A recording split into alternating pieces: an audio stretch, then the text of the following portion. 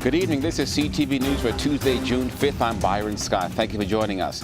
Topping our news tonight, state police were out in force pulling trucks off the interstate as part of an annual safety enforcement initiative.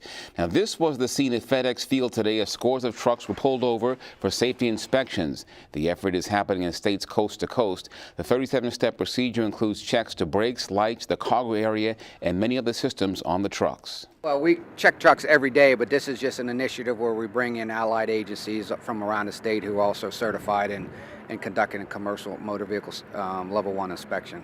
So this is a big conglomerate of effort of Prince George's County, Montgomery County, the other various organizations, Greenbelt, some of the locals around here. So that gives them a chance to come in to get their inspections in. But we have 10 facilities around the state that do inspections every day. This is just a large-scale initiative. And trucks that didn't pass or pulled out of service, the checks will continue tomorrow. Well, some council members are demanding that the name of one of the area high schools be changed.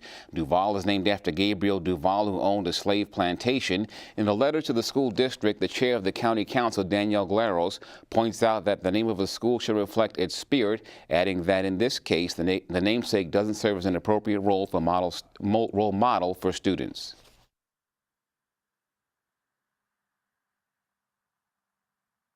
It's interesting. I think all of us think about the buildings we come to, what their name. We just named the Wayne K. Curry Administration Building over in Largo.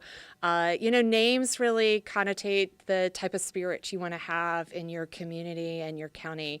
And I know a lot of us are reflecting upon everything from statues to building names across the country and definitely here in the state of Maryland. And we wanted to make sure we did the same.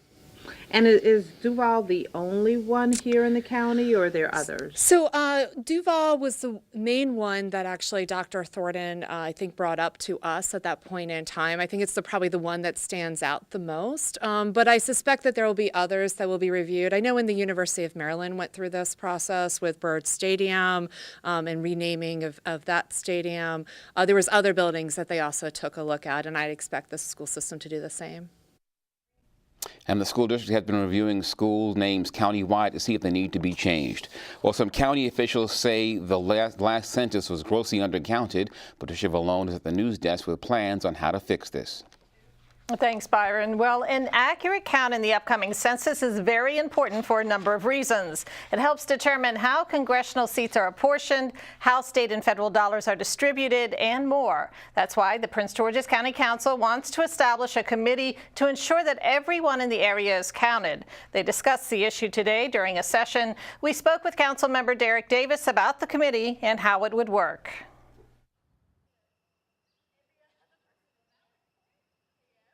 So the committee's responsibility, you take all facets of government, all facets of nonprofit entities that have touch in the community, and you try to coalesce around the idea that everyone needs to be counted. So you might have folks from demographers, you might have people who are into communications, libraries, schools. You'll have all of those entities coming together to ensure that we have a structure in place that ensures all people are counted. Absolutely critical that we look at our opportunity of the 2020 census very critically this year. What we have actually in the country is a wave where undercounting is so completely detrimental to the future that we have to take this moment in time where the country is in a little different place and make sure we're focused on getting the count as accurate as we can, especially in majority minority communities like Prince George's County.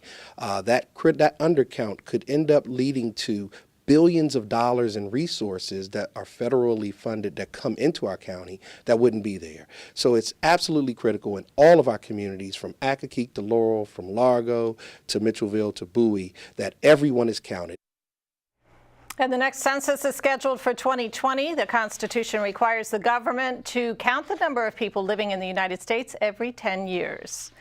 Well, police need your help finding a missing teen. 16-year-old Marcus White was last seen about 9 last night in the 1900 block of Rochelle Avenue in District Heights. Officials say he's 5 feet 10 inches tall and weighs about 140 pounds. He was last seen wearing all black with writing on his shirt. Anyone with information on his whereabouts is asked to contact police.